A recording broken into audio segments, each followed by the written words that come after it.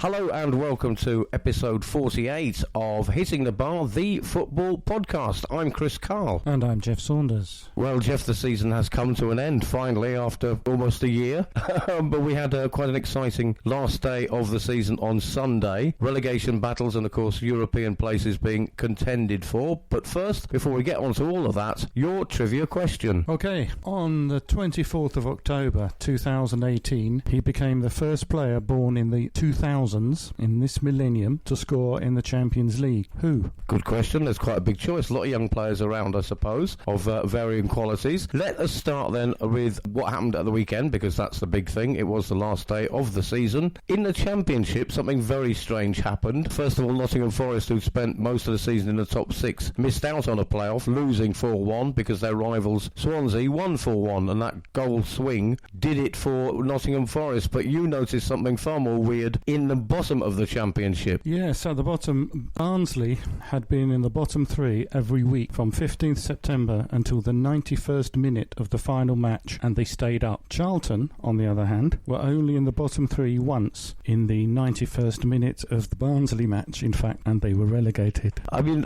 if you were a Charlton fan, you'd be absolutely devastated. You only spent added on time in the very last game of the season in the bottom three, and that was enough for you to go down. That must be terrible. A lot of Leicester fans at the top of the Premier League, though, a lot of Leicester fans devastated and upset, and Brendan Rodgers saying not good enough, because Leicester finished outside of the top four, also having spent most of the time in the top four. But you've got a different take on that, because everybody's been saying, oh, Leicester, they should have done better. Yeah, I think the first thing to think of is, imagine the season went round the other way, and they started very poorly and finished very well to get fifth. Everybody would be happy, wouldn't they? They think that's fantastic. This was, however, their second best finish in 57 years. So how can you say it's a bad result? And let's not forget that Leicester never in the whole season got their best five players on the pitch at the same time. Their injuries have been absolutely dreadful. Yes, I think it's only fair to point that out, because Brendan Rodgers did mention it, but factually speaking, they could never get their best players on the pitch at the same time. No other team has suffered that badly. I know Tottenham had some key players out, about 5 of them, overlapping, but, at least 1 or 2 of them were able to play at some point. I know your team, West Ham, had a lot of injuries, but Leicester really did suffer, and of course they've got quite a tight squad and haven't got the depth, as people call it, as other top 6 teams have. So, all in all, not a bad season then for Leicester. A decent season for Leicester, a good one really. But after all the surprises and the marvellous performances from Sheffield United, Leicester and Wolves, we still finished up with the richest 4 clubs in the top 4 places. I was looking at the table yesterday, just to let it sink in as a Tottenham fan, that we were outside the top 4 and indeed the top 5. But I was looking at the table and I was scratching my head, because Manchester United finished 3rd, which is a very, very good end result for them. But then I was thinking, I don't remember them being in the top 4 very much all season. And then a late rush, and there they are, 3rd, above Chelsea, who've been in the top 4 the entire time. So something happened at Manchester United that, everybody spends all season 38 games playing away, and then suddenly Man United just pop up and take it. Yeah, well, what happened with Manchester United was they spent £70 million signing Bruno Fernandes. And that is the start and finish of the explanation. Had they continued the way they were before they signed Fernandes, they would have finished 11th. So the difference is Fernandes.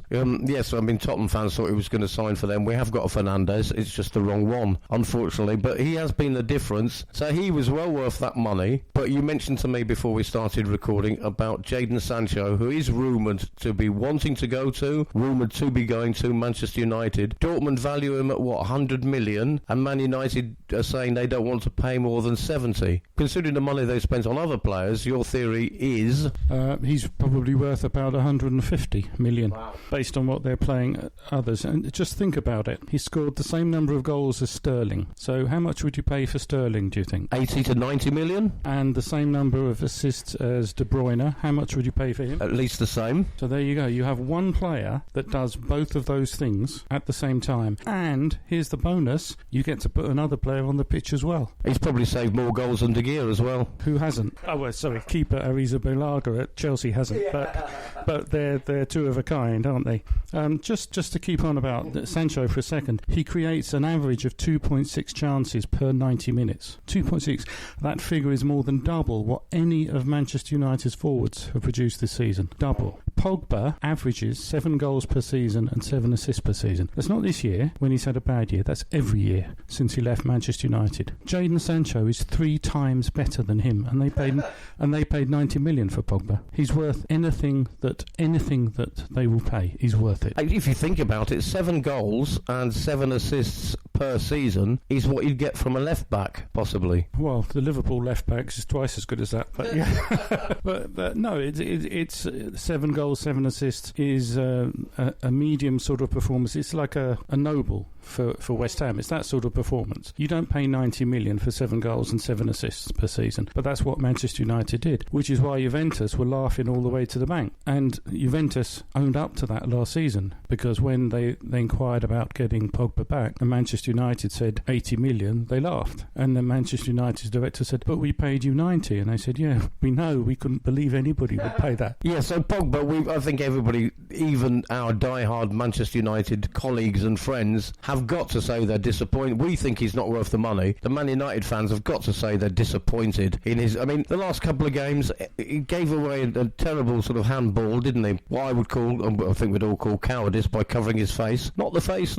Covering his face with his hand and giving away a free kick. Actually got mocked by Antonio, who's sort of imitating him, covering his face with his hand. So I think Pogba has been disappointing at best and a waste of money at worst, I suppose. And now you've got Jadon Sancho, and they're holding out and trying to get him on the cheap. And he's only 18. He's an outstanding England player already, or should be one of the first names on the team sheet. I would have him in a heartbeat at Tottenham, and I'm sure you would at West Ham. So, do you think he will go to Man United? Now they're in the Champions League, yes, I do. And that was what everybody was waiting for. You know, the whole transfer merry-go-round all depends on who gets into the Champions League and who doesn't. But also because of these moronic lockdowns and things, also who's got money. And it's only really Bayern Munich plus the rich clubs in the Premier League and those clubs which are owned by countries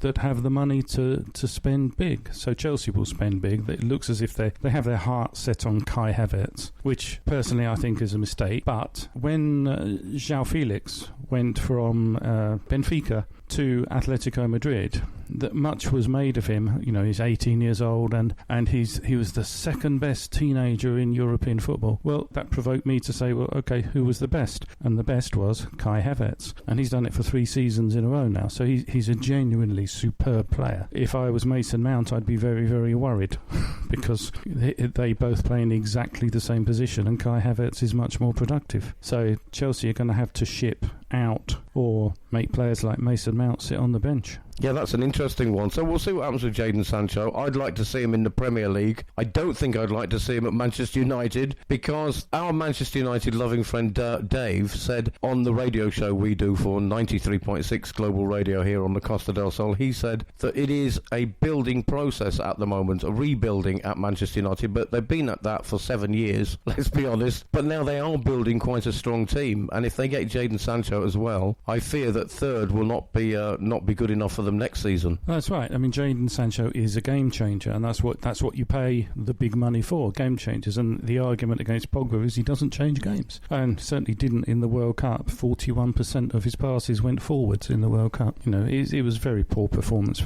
and a very poor season from Pogba. But Manchester United, let's put their run in perspective. The opposition has been mostly poor. The 3 best teams, well, they lost against the 3 best teams they play, drew with Southampton and drew with the Spuds. 14 penalties this season, which is a record, and 7 opposition goals chalked off by VAR. Now, what Sir Ollie did after the restart was he relied on his best 11. He didn't rotate at all, and he didn't rotate because the people he'd rotate to are not good enough. So there's quite a big rebuilding job to do at Manchester United still. So yeah, they are rebuilding. You say he didn't rotate. He relied on his best players. 14 penalties, more than any other team. 7 goals chalked off against them. They've had the rub of the green there, but that best starting 11.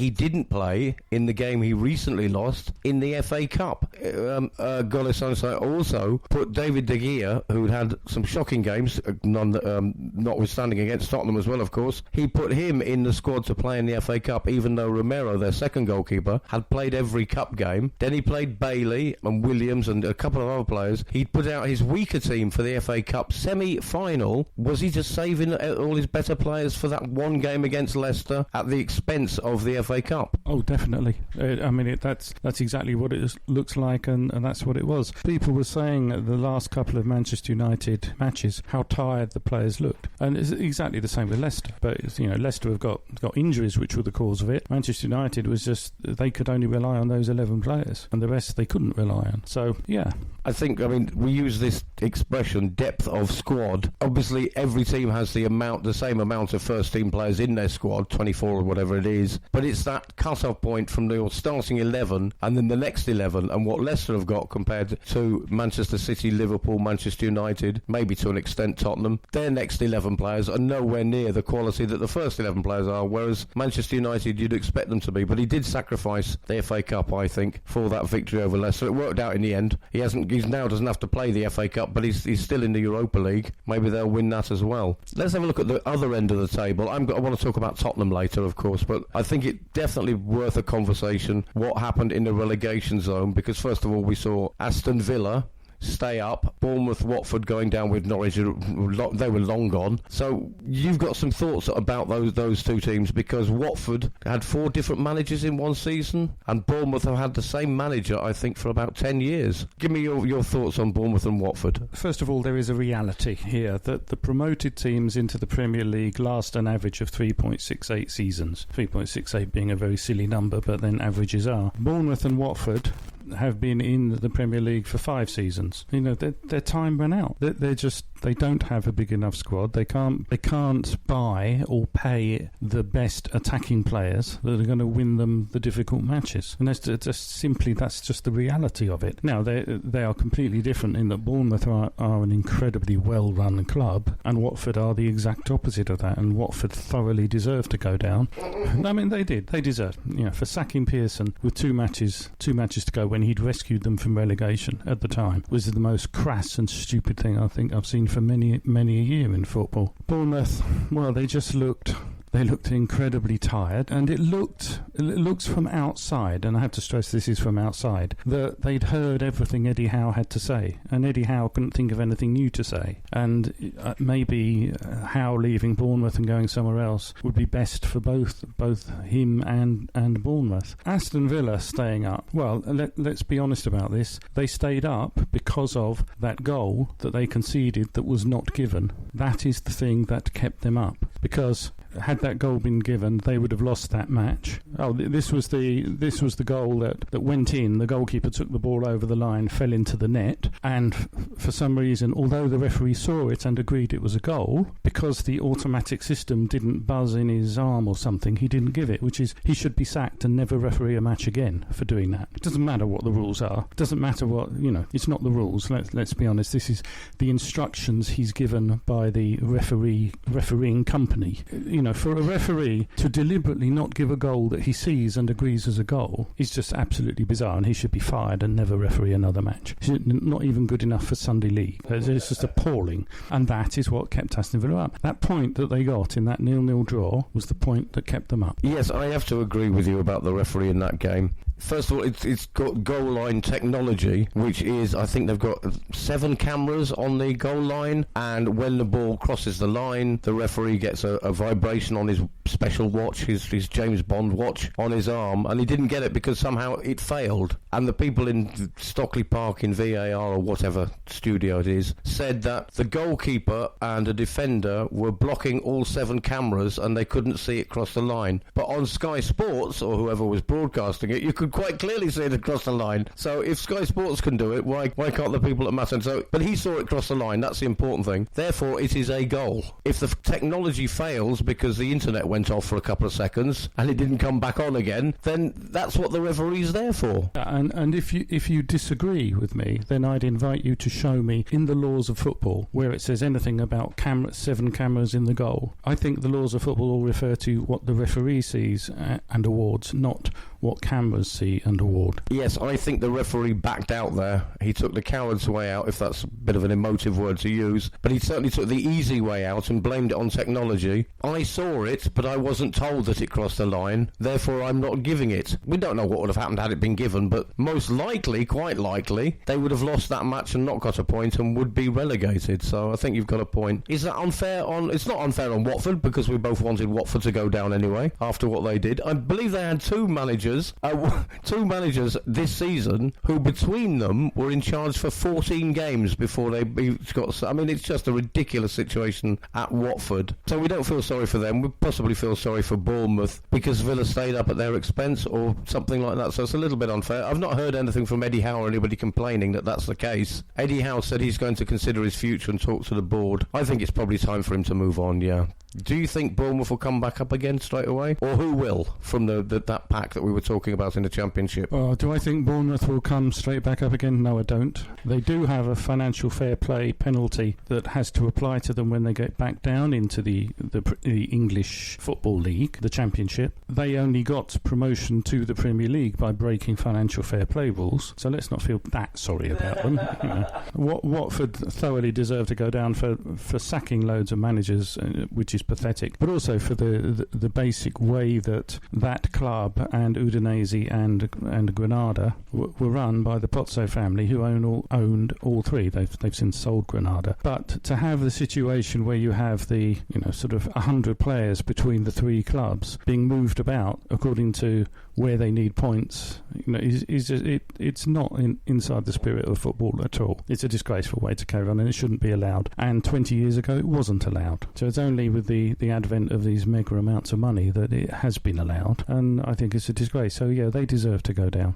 It's just a shame because I like Watford, because a couple of the players who played for them back in the 70s were the what came out in the fields and played with us as boys, along with a couple of the Arsenal players as well. So I learnt my football from Billy Meadows and those sorts of guys. So yeah, to a certain extent, I'm a bit sad because I like Watford, but this lot deserve it. Yeah, the players. Well, I don't know if the players deserve it or not, but for not playing well enough, they probably do. But the board, the owners, yes, their treatment of the managers has been shocking. Nigel Pearson, they were in, I think, in bottom place when he took over. Nigel Pearson, he dragged them out of the relegation zone. Who's to say that if he'd have stayed for those extra 2 games, what would have happened? Because he left with 2 games to go and they lost them both. So that didn't help sacking him, did it? No, indeed. And had he got just 1 point, they'd have stayed up. Just 1 point. And how many? What's his average return points per game? So they should have got 1.5 points. So they would have stayed up if they kept him as manager. So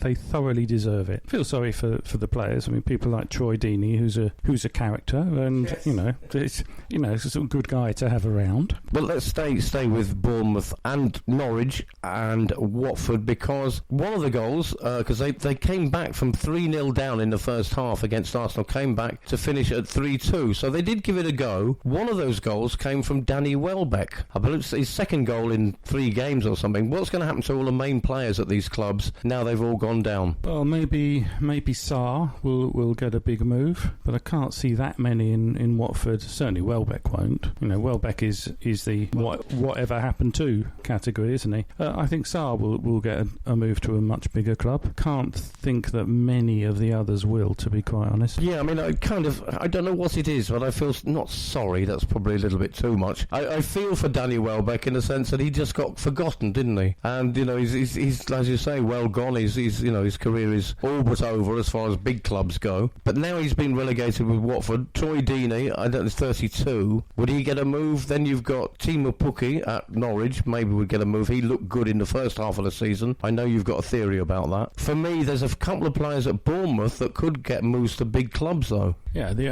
obvious one is Nathan Ake. All of the top 4 clubs are interested in buying him, and quite right too. They should. Watford. He's clearly the best ball-playing centre back in the league. One of them will buy him. There were rumours at the end of last week that he'd agreed a deal with Manchester City. That makes a lot of sense to City. Two very good ball-playing centre-backs. Maybe they need a stopper. The team that needs him most is Manchester United, because that defence is shocking. And Maguire is being expected to play as the ball player, but he's a stopper. He's not, you can see his brain almost goes into freeze when he's expected to pass the ball, and he's had a shocking season, he really has. But Nathan Ake and Jadon Sancho at Manchester United would transform that team. They could easily win the league next year with those two. Well, with those two, and then Fernandes, that would be, as I said earlier in the show, that would frighten a lot of us other potential top four contenders. If they put that team together. Now they've got Champions League, who knows? Just one more player I want to talk about before we go back to Tottenham and the top six, if you like, and what happened. Jack Grealish. Now, Aston Villa did survive. Doesn't mean he looked delighted at the end. He scored the goal against West Ham. Basically, that meant that they got that 1 point they needed. But Jack Grealish not going to stay at Aston Villa. He's got to be on the move, but where to? Grealish was always going to leave whether they stayed up or went down. He did them a favour staying with them this season, and I believe it. I think he's done very, very well. I think he's a superb player. Probably Manchester United bound, I would say. Liverpool don't need him. Manchester City, I don't think they need him either. Chelsea, no, they don't need him. So probably Manchester United. But very, very good player. The most fouled player in the Premier League too. I mean, he's kicked from pillar to post in every match, and that's not because of any problem with him. Really not. That's because defenders kick him because they can't get the ball off him. Yes, I think Jack Grealish out on the move. Maybe if he goes to Manchester United, they would be building a formidable team. Another player that they might get, we have talked about it, and I don't want to, but Harry Kane. He's another player that's sort of done them a favour by staying. He is, a Tottenham boy and all those kind of things, but he could be on the move. Manchester United could come in for him, Real Madrid could come in for him. But what I did notice, when Tottenham drew away at Palace and Wolves lost to Chelsea, that meant that Tottenham finished 6th in the league, which means they qualified for the Europa League. And Mourinho and his staff were celebrating as if they'd won a minor trophy like the Europa League. They were celebrating like they'd got in the top four or something. I mean, it was, relief that they'd got a European spot. But where now for Tottenham, Mourinho and Harry Kane? What do you think is going to happen? Well, the Europa League, of course, is the one that Mourinho has always said isn't worth playing in and not worth winning. Well, he's in it now, so let's see. I assume his delight at getting into it is that there's some sort of bonus to him for getting into Europe. I mean, I don't know. It's mere speculation. Harry Kane might be very, very unlucky to be maybe looking, or his agent is looking, for new clubs in the 1 year that Barcelona and Real Madrid haven't got any money. Yeah. So there's Bayern Munich left.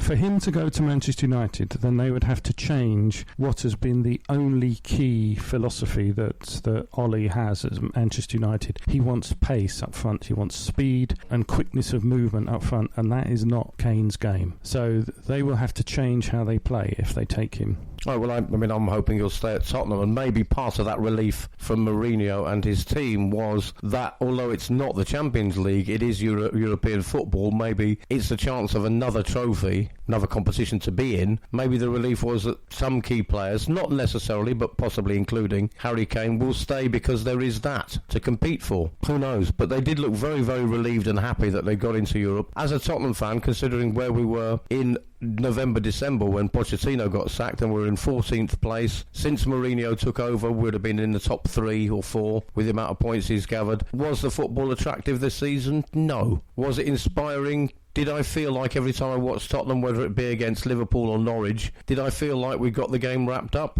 No. But did I feel like that before Mourinho took over? Yes.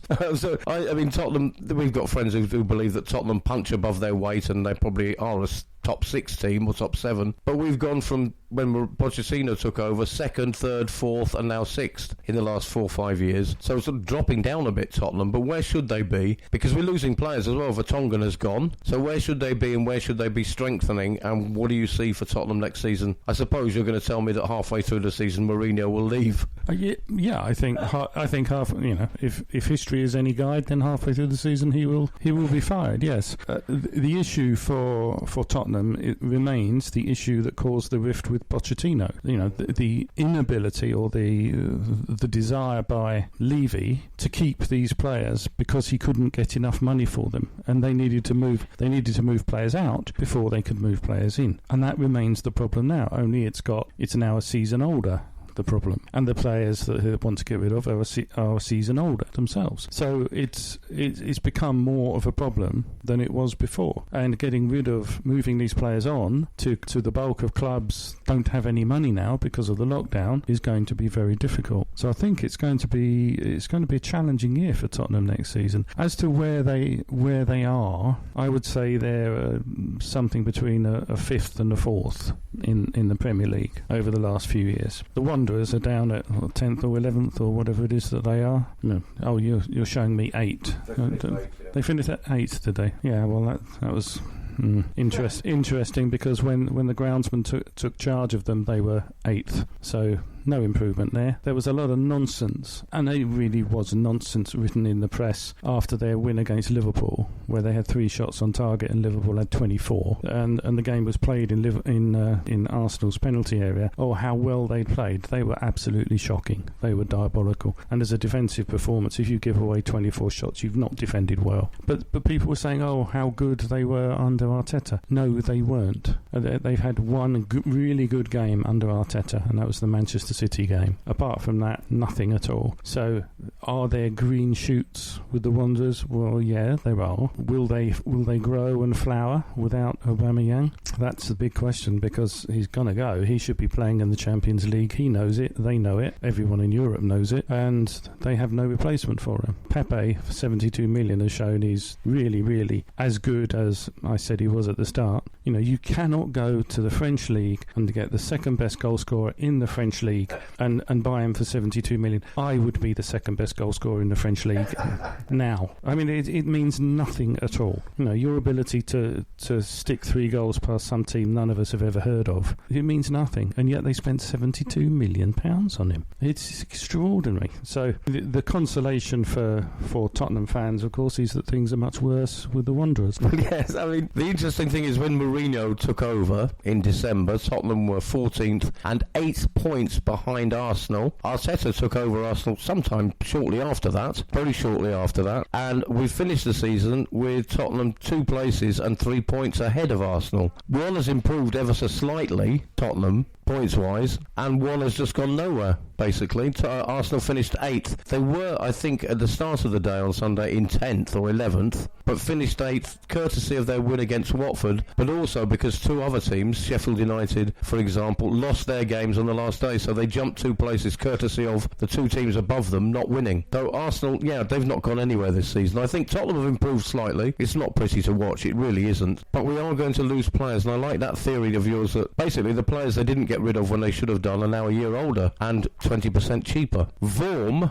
obviously replacement goalkeeper, and Super Jan Vertonghen have left on a free. By the way, their contracts just came to an end. They were given literally a golden watch, like you do when you retire, by Levy, a watch as a retirement or leaving present, I suppose. But Vertonghen's got to be worth some money. Obviously his contract had run down, but if they'd have got rid of him a year ago, maybe they would have made some money from that. There are other players that need to go. I'm looking at maybe 3 or 4 that need to go, and maybe a couple that need to come in. Let's look at, for example, Lamela. He's been there longer than any other player, I think, at Tottenham now. He was one of the players that they bought with the Gareth Bale money, wasn't he? He's been there that long. Yes.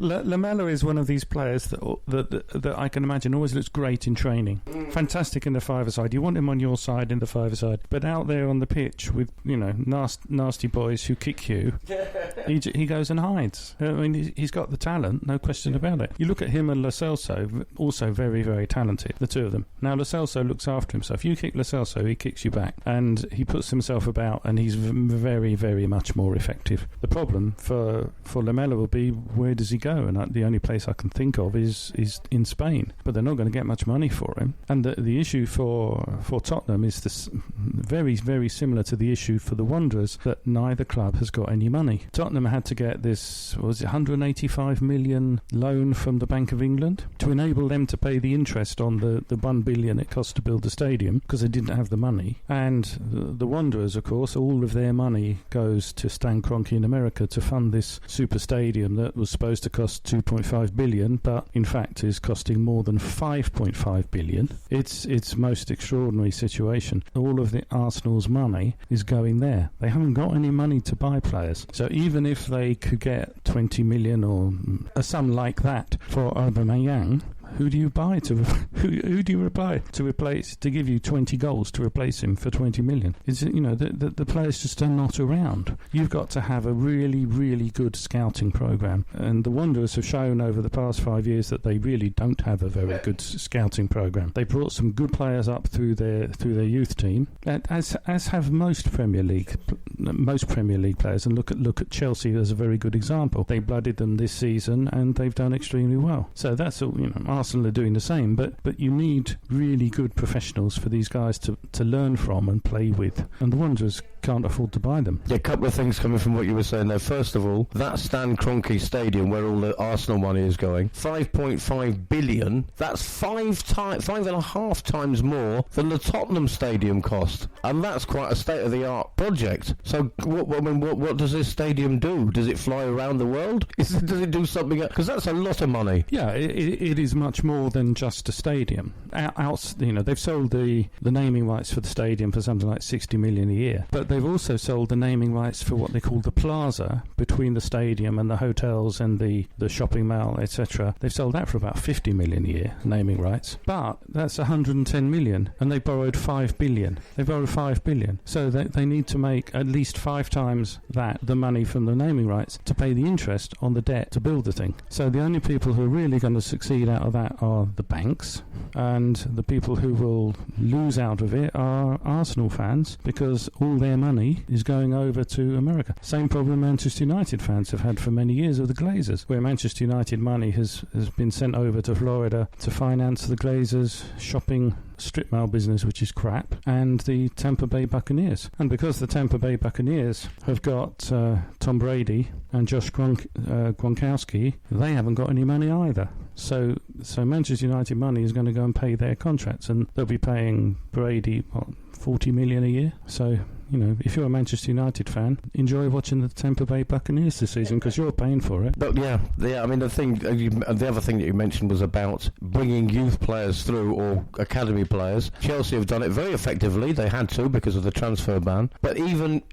Manchester United have done it. Mason Greenwood, who everybody is now saying he's a great prospect for England, great prospect for Manchester United. Alan Shearer has come out and said he's going to break my record of most Premier League goals. He's the one. Even Man United have had to bring academy players through. But with Tottenham and Arsenal, just to go back to who are they going to sign, if they get 20 million for Lamela, that'd be incredible. Actually, that'd be quite. He's been there, I think, for whatever it is, 8 years, is it? With the Bale money, as you say, they bought him. But he's like that schoolboy who somehow seems to go up every year to the next class, but he sits at the back and keeps his hand down and doesn't get noticed, because somehow he's survived at Tottenham for 8 years, underperforming 2 in every 3 games. And he has, as you say, got the talent, but that's when nobody's attacking him or having a go at him. And that is a difference, as you say, between him and Lo Celso, who's got the same sort of talent but actually can take a bit of a hammering. So I don't know what will happen with Tottenham. If they hang on to Harry Kane, we've got a chance to attract other players and to keep going. But it's an aging squad. Like you said with Eddie Howe, he said all he has to say to his players. Maybe it's time to move. Those Tottenham players have tried every combination and every tactic they can together, and it's still not quite clicking. And I think a few of them need fresh pastures. Yeah, I think so. I mean, maybe we're moving towards doing a deal simply because it's the only deal there is to do, which is you swap Kane for Bale. Ooh, yeah, because you said on this podcast, you said it before, that if Kane was to go anywhere, he would just slot straight into the Real Madrid squad without them having to do any tactical changes or personnel changes. So that would be a logical place for him to go. Gareth Bale, clearly not wanted at Real Madrid. He's quite happy to sit on the sidelines by the looks of things and earn his money. But would Bale bring enough to Tottenham now? Would he be enough to cover up not having Kane anymore? Would Bale do the job? Possibly. He's still got the talent. Another player, by the way, I mentioned to you before the show that I just want to have a quick chat about because it seems to be a bit strange, but Adam Lallana, Liverpool player, has joined Brighton. And you kind of think, well, he's got 38, I think it is, England caps. He hasn't played for 2 years for England. He's, won the league with Liverpool, and there he is going to Brighton. Graham Potter, the Brighton manager, is delighted, and he said the usual thing that managers say, he'll bring a lot of talent on the pitch, but in the dressing room also, he'll be able to motivate and inspire the younger players. But did that surprise you? Because I thought he'd go somewhere bigger than that. Well, I suppose you would think, yes, go somewhere, but where exactly? That's the question. And the more I think about it, the more I think it's a very good move for him and a very good move for Brighton. And one of the things which Klopp was talking about a couple of weeks ago was how fantastic Lallana has been since he knew he wasn't going to be in the first team in the top 11, and how he set himself to working with the younger players, training with them and training them. And Klopp said he thought that was just absolutely fantastic of him. He's been positive throughout, not sat and whinged and moaned about not playing. He's just got on with it and actually done something positive with it. Not just trained hard himself, but trained these young players. So I think Graham Potter has made a very, very good decision in taking him, because he's still a very good player. And for a side like Brighton or any of the, let's say the sort of middle 10 teams in the Premiership, I think he's a good buy. And he's 32 years old and he's got a 3-year contract. Well, fair play to him. Well done. Actually, I didn't pick up on the Klopp things, telling everybody about that, because that shows an incredible amount of selflessness and maturity. Because you could, he's a big star, an England player, all that. He could have sulked. He could have gone off and trained extra hard to get back into the first team. But he accepted that actually was never going to happen again, that he was a bit player, a standby player. So he decided to do some good with his experience. Having said that makes me think that's an even better deal for Brighton than first thought. Yeah, he did one other thing with Klopp as well. He asked Klopp not to play him in the final 3 or 4 matches of the season in case he got injured, and it damaged his chances of getting a transfer. And I suppose Klopp was, fine, no problem, because A, we've won the league, B, we didn't need you for it anyway, and C, I've got players anyway, so it was good for everybody. I think taking all of that into consideration was a very smart move by Brighton, actually, because they got him on a free, first of all. He'll be expensive, wage-wise, but all the things he'll bring to that Brighton team, probably he'll be one of, even at 32, he will be one of their better players, if you look at their squad. So well done, Brighton. Good bit of business there right at the end of the season. All right, before we wrap it all up, we just want to have a little chat about because people say, the Premier League, it's so tight, there's so little difference between the teams. Liverpool finished 18 points ahead of Manchester City, but you've got some interesting stats about how good Manchester City actually are. Yeah, first of all, they are still the current holders of 6 out of the last 8 English titles that it's possible to hold. But Manchester City scored the most goals, 102 goals they scored this season. They had the most shots on target, the best goal difference, the most passes, the most forward passes, and the most clean sheets. Yet they didn't win the league, and that tells you how good Liverpool were. There is another side to this. Down amongst the dead men are Norwich, who did not win a single point after February. They only scored 1 goal after February. Antonio of West Ham, when he got those 4 goals, has scored more goals at Carrow Road in 2020 than the whole Norwich team. That tells you everything you need to know about Norwich. And I think Norwich went into this season knowing that they were going to go down and prepared not to do very much about it, to be honest. Pukki scored a lot of goals in the first half of the season. Well, if you look back, the centre forward of one promoted team always does very, very well. What happens in the second half? The defenders have worked him out. They've seen him on TV. They know what his moves are. They know where he comes from. They know how he makes the runs. Second half of seasons are always much, much harder to score in than first halves. So that's what happened with them. There is one other thing which really has struck me, and that's about Ralph Hasenhüttl, the manager of Southampton. Now, he was an exceptionally good manager at RB Leipzig, and he got them into the Bundesliga, got them into the Champions League in the first year in the Bundesliga, This is a club that's only still 10 years old now, but he was sacked because he only got them to 6th place in their second season. So he went to Southampton, and Southampton's board deserve all the plaudits going. When Leicester thrashed them 9-0 in Southampton, everybody expected Hasenhüttl to be fired, but the board stuck by him. So here's a lesson, Watford and Pozzo family. They stuck by Hasenhüttl. Since that 9-0 thrashing, Southampton earned more points in the Premier League than Leicester. Well, that's a statistic for you. Wow, because Leicester did sort of fade away before the lockdown started, and since, of course.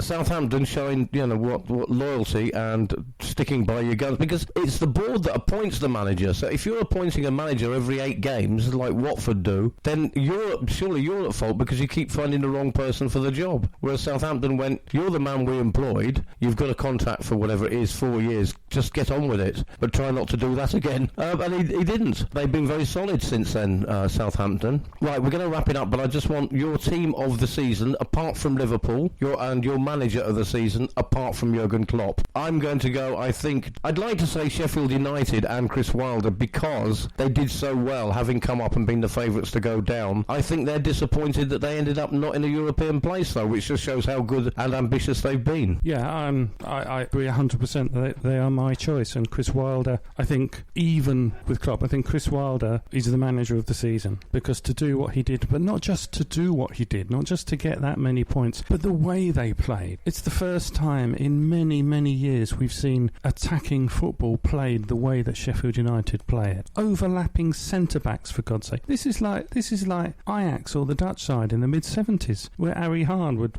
pop up in a wide, left-wing position when he was a centre-back nominally. And, Chris Basham overlapping on the right-hand side. Egan coming up and scoring those goals in the last couple of matches. It's been absolutely fantastic. So I would say, I agree with you, Sheffield United and Chris Wilder. Is there a player of the season for you? And is there a sort of disappointment of the season? I'd like to say Arsenal, but I'm not disappointed. I'm delighted that they've done so badly. But I suppose disappointments of the season would be possibly Sheffield United not getting into Europe, and yet they were favourites to go down. So is that disappointing? I don't know. I think they might view it as actually very good news. They don't have a big squad. They don't have a lot of money to strengthen that squad. And those extra games in the Europa League, which will start in about 2 or 3 weeks' time or whatever, that might be the straw that broke the camel's back there. So it might actually be very good for them not being in the Europa League. As for player of the season in the Premier League, I think it's probably De Bruyne, but you have to say that Henderson, the goalkeeper at Sheffield United, he's second best goalkeeper in the league according to all the stats.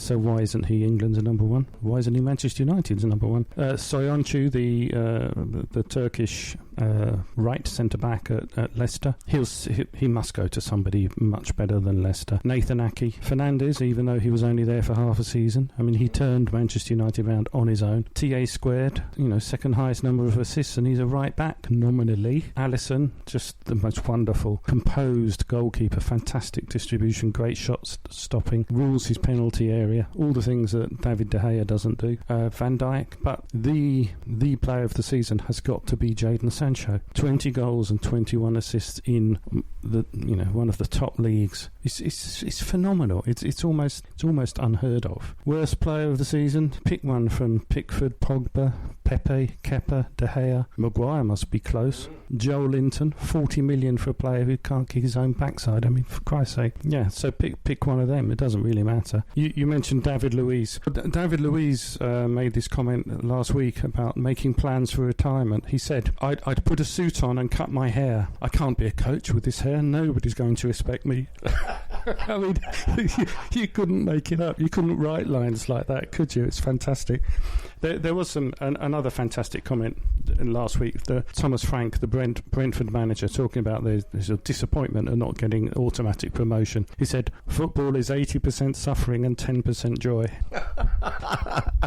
Yes, just as well he never became an accountant, isn't it? Brilliant. I think we're going to have to wrap it up there. You mentioned Jadon Sancho, although not yet a Premier League player, definitely English player of the season and possibly European player of the season. His stats are just better than everybody else's, but we kind of started the show talking about him, so it's fitting that we rounded up. That was a fantastic and very eventful and strange football season. We're looking forward to the next one, which is starting in less than 7 weeks. But we will be back with the football podcast Hitting the Bar next week, because football is still ongoing. Before we say our goodbyes, Geoff, your trivia question. Okay, the question was, on 24th October 2018, he became the first player born in the 2000s to score in the Champions League. Who was it? And it was Jadon Sancho. There you go. Definitely, he's wrapped up the show for today. Thank you very much. We'll be back next week. I'm Chris Karle. And I'm Geoff Saunders. And that was Hitting the Bar, the football podcast.